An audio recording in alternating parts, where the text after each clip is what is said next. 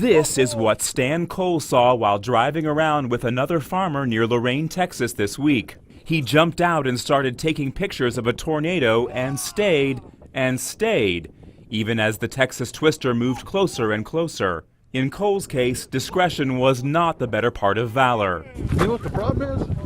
We're standing in the middle of it. Neither man was hurt, but Cole said afterward, maybe my danger meter needs to be recalibrated. I'm Matt Sampson, The Weather Channel.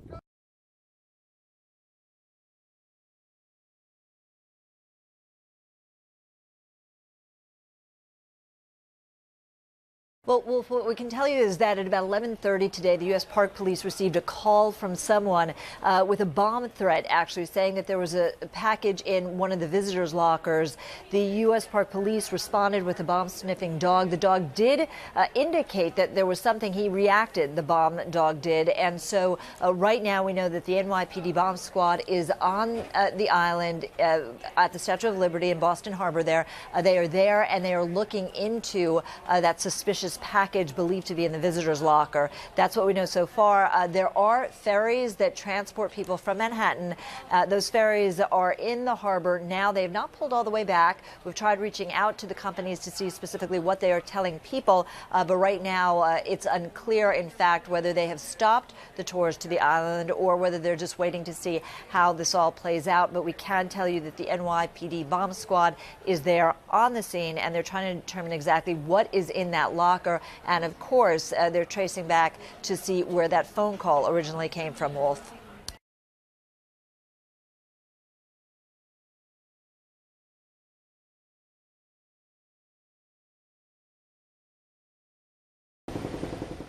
Two days after its first spectacular eruption, the Calbuco volcano is still spewing smoke and ash high into the air.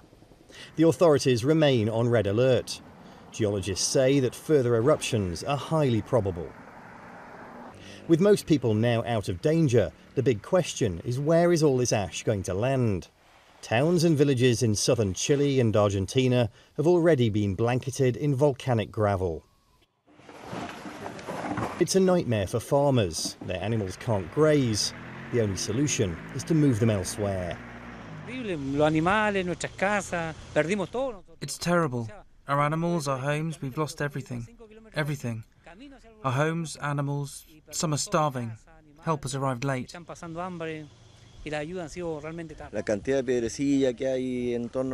There's no food for the animals. The trees are bare. In my view, the best thing we can do is evacuate and go somewhere else. The eruption has wreaked havoc.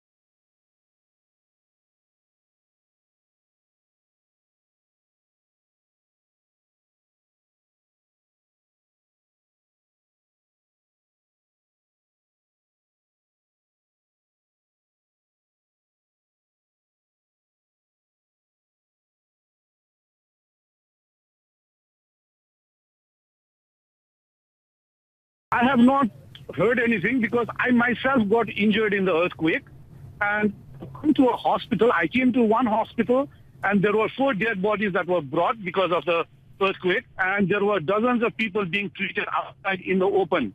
The casualties rate will become bigger, will go higher now, that's definite. And I was turned away because I needed some stitches because they were too busy with other more serious patients.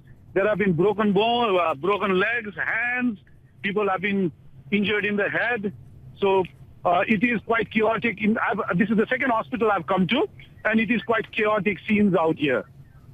Oh, my goodness. So how were you injured? And you haven't been able to get any medical help at this point? Not yet, because I was turned away because I was not a priority. What happened was, as I was running outside from the house, I was swung. The earthquake swung me took me off balance, and I hit against the wall, and I got a deep cut, which will need stitches, it seems. But my stitches, giving me stitches was not a priority for a hospital that I went to. So I've come to another hospital to get some stitches. Manesh, are you walking all this way to try to get to a hospital? Yes, I'm walking all this way because there were aftershocks as well, and it was too risky. But the walk was not very long, but I did walk. And the last journalist told us that there have been a lot of casualties. There are a lot of old buildings in Kathmandu. There are centuries-old buildings in Kathmandu. There have been people. I saw a person whose head was totally crushed. I saw another old woman lying in the hospital who was dead because, she was because of the earthquake. She was injured in the earthquake. So I was told in the hospital that I just went to that there were 4 dead bodies. 4 people who died. I can see around me people being people in serious state, bleeding all over. So, this is just 2 hospitals out of dozens in Kathmandu. So, and these are in the outskirts. In the city centers, it probably is worse. Right, that does not sound like a good sign as far as what we're going to continue to hear as far as people being injured in this. Are you seeing any signs of police and ambulances or rescue vehicles yes, able to get out? As I walked to the hospital, as I could see people, all the people from these crowd standing outside the streets in the open areas, because the aftershocks continued. As I was waiting in the hospital, a few ambulances came. People were being rushed in taxis, in private cars, and the doctors at this hospital that I just went to did not know how to respond, and there did not seem to be enough preparations for this kind of a situation. And the hospital was also being evacuated. Those people who could be evacuated were being evacuated because we have always been told that there's going to be a big earthquake, and because of the aftershocks, people were not sure. I can see in this new hospital, I can see another dead body. So I've counted 5 myself. Where 5 dead bodies. In the hospital, you say? Yes, I'm at the hospital right now. You're at the second hospital that you've gone. I'm outside the hospital, and everybody is being treated out in the open. They're trying to give. I can see somebody's heart being pumped by a doctor nearby, trying to bring somebody to life back. So it is chaotic situations. People are wailing, crying. A delicate operation. This man has been trapped for hours in one of Kathmandu's collapsed buildings. The rescue workers gingerly manoeuvre him out of a window, past power lines and down to safety. But there's already a big problem. Not enough emergency vehicles to cope with the hundreds of injured people. Some are being taken to hospital in trucks and rickshaws. But even then, the hospitals are so inundated, they're running out of space. And then there's the fear of aftershocks. That's why so many of these people spent the night sleeping in the streets of Kathmandu, worried that more buildings might disintegrate. Many of these aftershocks have been, earthquakes by themselves. Some 6.6, many of them above 5 magnitude. So people are very scared. This amateur footage captures the moment the earthquake struck. It's become apparent it's Nepal's biggest in 80 years. The damage to roads is bad news for rural areas, so helicopters are scouring those hard-to-reach parts of the countryside. The first priority is the humanitarian one, but these pictures also show how much of the capital's rich cultural heritage is now in ruins. Only the stump of this famous tower remaining. In another rescue operation, the first helicopter arrived at Mount Everest Base Camp, where 17 climbers were killed when the quake triggered an avalanche. Thankfully, these Sherpas escaped the worst, but it's been a nervous time for their families. As rescuers race to find survivors, a major international aid effort is being prepared. The UK, the US and Pakistan are sending teams to help. As the death toll rises, it's clear that more is going to be needed.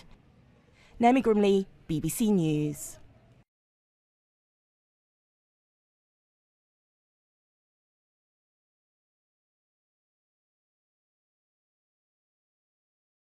No justice, no peace. No justice, no peace. No justice, no peace.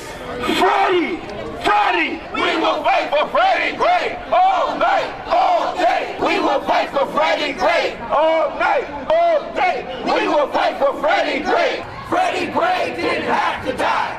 Tell the truth and stop the lies. Freddie Gray didn't have to die. Tell the truth and stop the lies. Freddie Gray didn't have to die. Thank you for standing up and never let the oppressors be the ones to have you sit down, and don't let them throw their ministers or whoever out here and try to take you away from what's real. Because the only real thing is getting justice. What we need to talk about right now is basically how we begin to demilitarize the police department, not only here, but across the country. Yes, sir. Well, by now, most of us have seen various videos that show bits and pieces of what happened on April 12th, the day Freddie Gray was arrested. Baltimore police stitched those images together to get a better understanding of what exactly happened. Our Nick Valencia has a timeline. Early morning, April 12th, 2015. Baltimore man Freddie Gray is arrested after a police foot pursuit.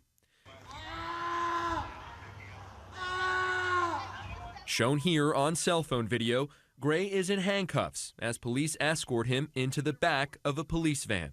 The answer to what kills Gray lies in what happens next.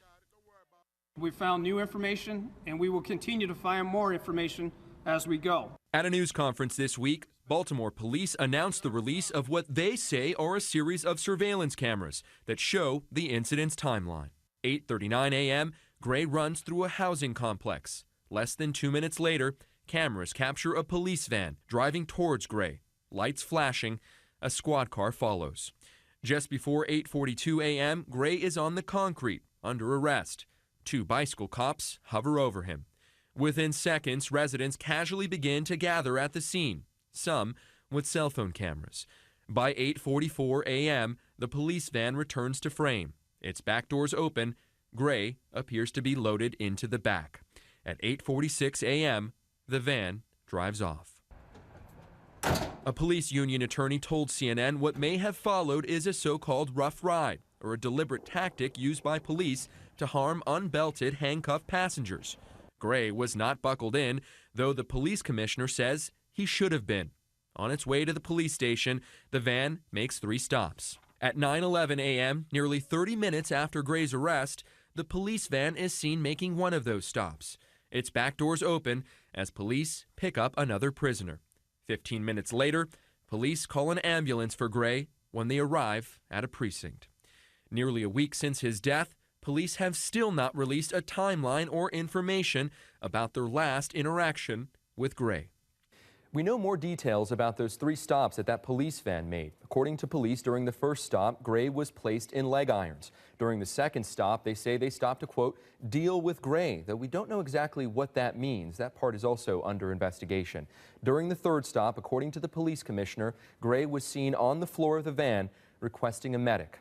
Police say mistakes were made. They also say that their investigation is ongoing. Nick Valencia, CNN, Atlanta.